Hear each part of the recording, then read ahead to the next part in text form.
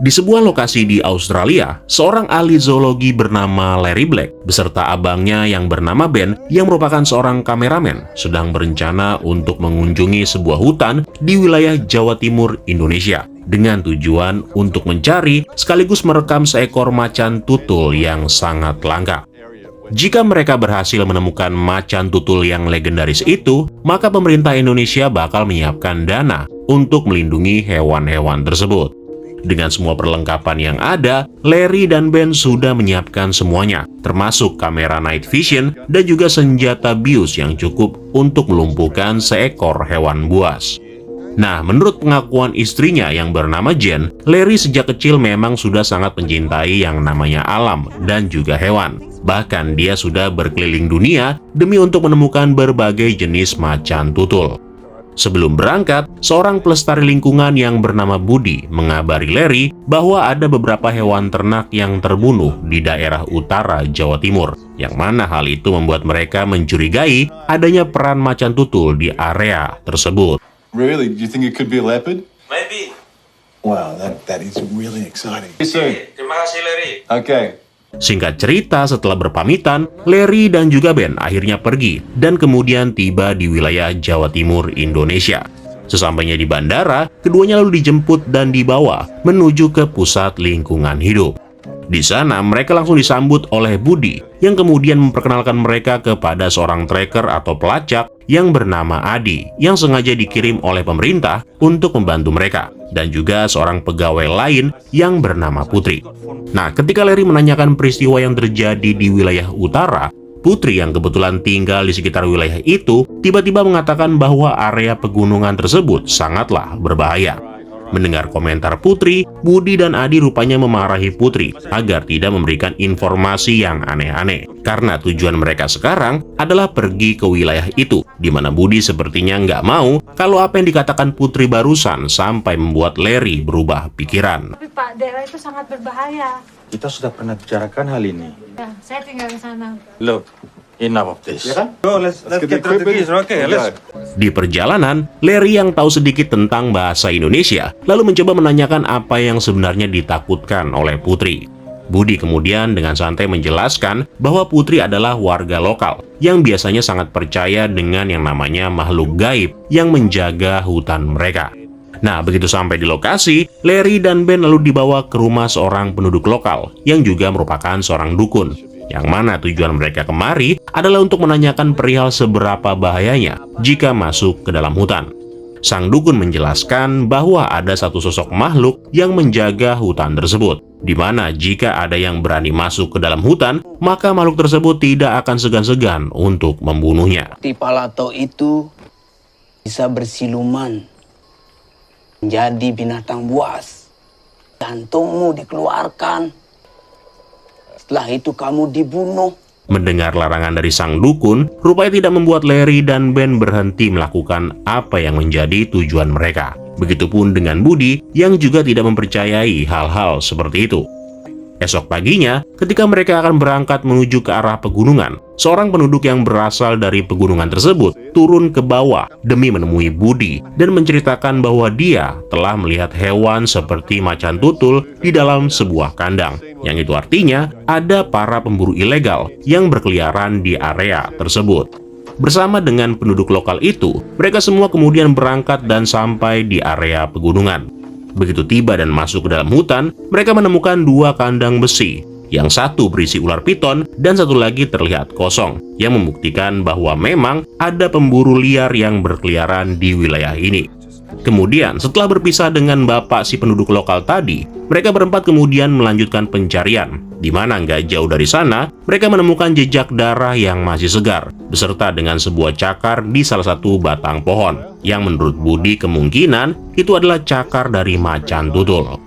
Nah, karena Larry percaya kalau sekarang mereka berada di titik yang bagus untuk menemukan macan tutul, mereka pada akhirnya menyiapkan jebakan di sini dengan menggunakan seekor ayam yang telah dibeli dari si bapak yang tadi. Pick up anything that we miss. Bought a chicken off Subu. It's blending in really well, which is what you want. Yakin kalau jebakan tersebut bakal berhasil memancing seekor macan tutul, mereka berempat terus bertahan di sini sampai malam tiba.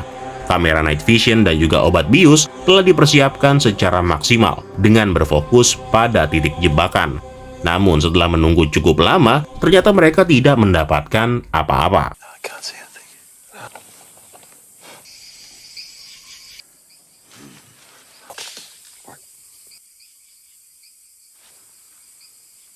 Esok paginya, Larry yang penasaran lalu mencoba memeriksa kamera yang dipasang di sekitar.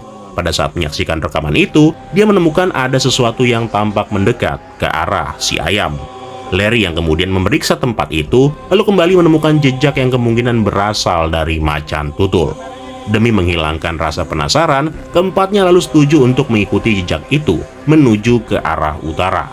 Nah, di tengah perjalanan mereka, keempatnya menemukan jejak darah yang mengarah kepada bangkai hewan yang telah hancur. Di sini mereka sempat menebak-nebak perihal hewan apa yang sanggup melakukan kerusakan seperti itu. Di tengah obrolan, Adi tiba-tiba mendapati kalau ada seseorang yang sedang mengawasi mereka dari kejauhan. Tapi sayangnya ketika dikejar, orang tersebut malah menghilang tanpa meninggalkan jejak sama sekali.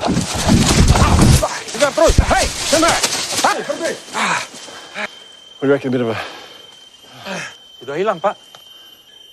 Gone. Gak jauh dari sana, Adi kembali menemukan sesuatu yang mana kali ini mereka mendapati ada sebuah benda yang digantung di sebuah pohon. Menurut Adi, benda ini biasanya digunakan oleh penyihir atau orang yang tidak bertanggung jawab untuk menarik roh-roh jahat masuk ke dalam hutan.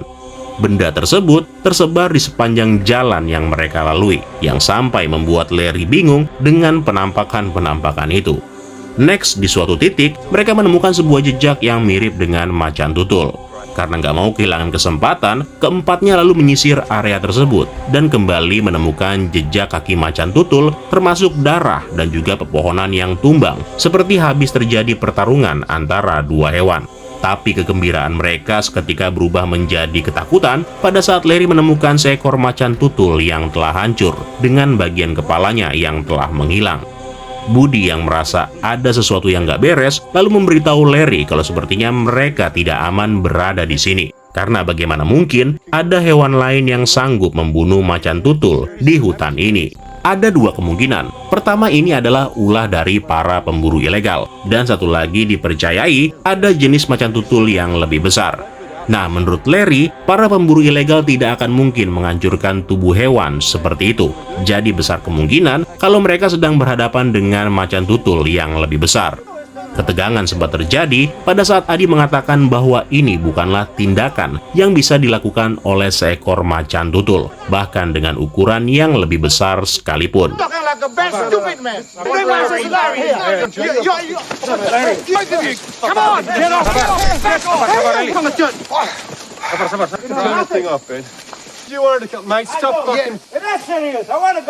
Setelah ketegangan mereda, Larry, Budi, dan Adi sepakat untuk tetap bertahan dan melanjutkan perjalanan dalam upaya mereka mencari macan tutul yang memang sangat berharga bagi ilmu pengetahuan.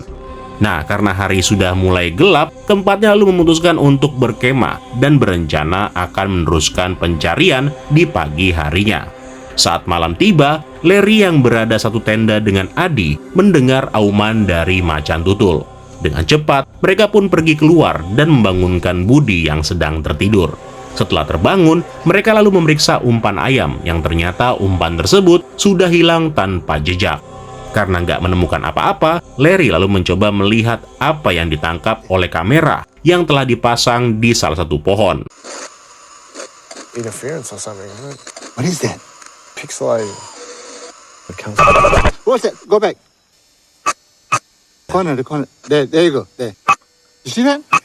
Beberapa waktu kemudian, mereka kembali mendengar suara macan tutul yang meraung di kehampaan malam. Namun selain itu, mereka juga mendengar suara lain yang mereka percayai sebagai suara dari macan tutul yang lebih besar. Dari sana, mereka lalu membagi menjadi dua kelompok dan langsung memeriksa sumber suara. Pada saat itu, Ben yang sedang berjalan bersama dengan Adi dibuat kaget ketika Adi tanpa sengaja melihat sesuatu di depannya. Namun meskipun begitu, Adi rupanya tidak benar-benar yakin dengan apa yang ada di hadapannya tadi. Karena penasaran, mereka kemudian memeriksa satu kamera lagi yang telah dipasang di area sekitar. Yang mana ketika melihat rekaman tersebut, mereka akhirnya berhasil menemukan bukti tentang adanya macan tutul di hutan ini. Kita berhasil. Ini masalah. Look at that. Hey, look at that. Duanya laki. Ini yang tadi kan? Dengan ditemukannya macan tutul, kini membuat Larry menjadi semakin bersemangat, yang mana dia percaya bahwa cepat atau lambat, mereka pasti bisa menangkap hewan itu. Namun meskipun begitu, Adi rupanya tetap merasa tidak nyaman berada di hutan ini. Karena keesokan harinya, dia mengungkapkan keberatannya untuk meneruskan perjalanan. Bahkan ketika mereka tetap melanjutkannya, Adi rupanya sengaja membuat yang lainnya berputar-putar, hanya demi supaya mereka tidak melanjutkan dan menghentikan ekspedisi ini. Larry yang mengetahuinya kemudian memutuskan untuk memimpin yang lainnya dengan menggunakan kompas dan juga peta demi untuk pergi menuju ke arah utara. Nah, setelah berjalan beberapa lama, tempatnya lalu sampai di sebuah aliran sungai. Di sini mereka menemukan banyak burung pemakan bangkai yang sedang berputar-putar yang menandakan ada bangkai hewan di bawah sana. Tapi pada saat memeriksa dan mengikuti jejak yang ada di sana, mereka malah menemukan potongan tangan manusia. Sesuatu yang membuat semua orang menjadi panik dan meminta untuk segera kembali dan melaporkan penemuan ini. Doesn't matter who it is, we've got to go back and report it. We're out there, there's a fucking body. Somewhere out there. If it's a human hand, it means this is bullshit, okay? This is great, but we have to go back. Know what it means to you, okay? Dan's right. Meskipun Larry adalah satu-satunya yang menolak, tapi setelah mereka berdebat cukup lama, Larry pada akhirnya mau mengikuti yang lainnya untuk segera kembali dan melaporkan semuanya. Namun, karena perjalanan pulang juga akan memakan waktu berhari-hari, mereka semua kemudian memilih untuk bermalam terlebih dahulu, sambil memasang kamera, berharap mereka bakal mendapatkan macan tutul. Malam harinya, Larry dan Ben yang masih berjaga, mendapati kalau ada sesuatu yang tampak mendekati tenda mereka. Gak mau kehilangan buruannya, Larry bersama dengan Ben lalu mencoba untuk mendekat ke arah sumber suara. Tapi di saat mereka sedang sibuk dengan target yang ada di depan, tiba-tiba terdengar teriakan yang berasal dari arah tenda, tempat di mana Budi dan Adi sedang beristirahat.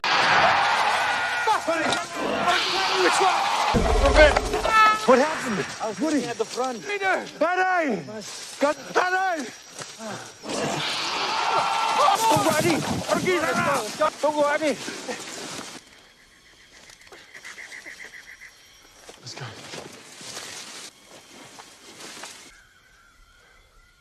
Look over there.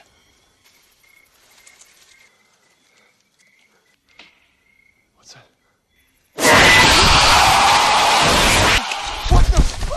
Dalam kejadian itu, Adi dan Budi diserang dan dibawa oleh sesuatu.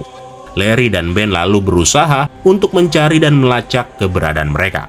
Namun sayangnya di antara dua orang itu, hanya Budi yang berhasil ditemukan dalam keadaan terluka di bagian lengannya.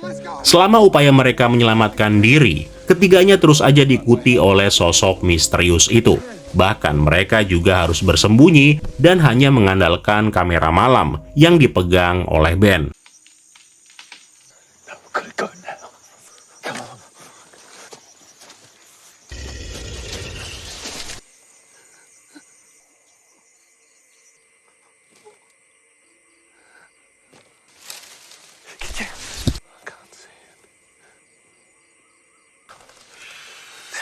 Di momen ini, Larry yang melihat ada pergerakan dari balik pepohonan memilih untuk menembak senjata pembius ke arah makhluk itu. Larry yang berhasil mengenainya kemudian berusaha mengejarnya. Tapi begitu dia mendekat, tiba-tiba sesuatu menyerang dan membuat Ben terjatuh. Makhluk itu rupanya kembali menyeret Budi dan membawanya sejauh mungkin. Dalam upayanya untuk mencari Budi, mereka hanya bisa menemukan sepatu milik Budi yang berlumuran darah. Ben yang sudah sangat ketakutan bahkan memohon kepada Larry agar segera pergi dari tempat ini.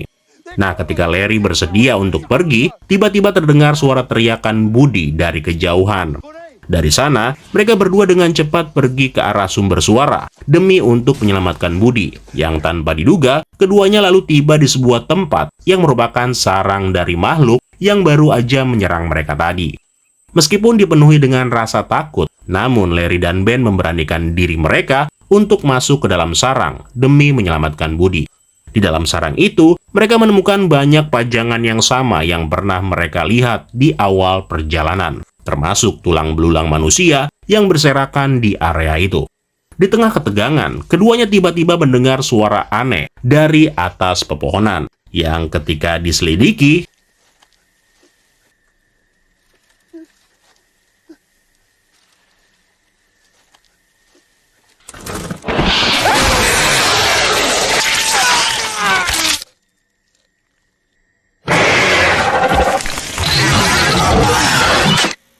itulah tadi alur cerita film The Jungle yang dirilis di tahun 2013.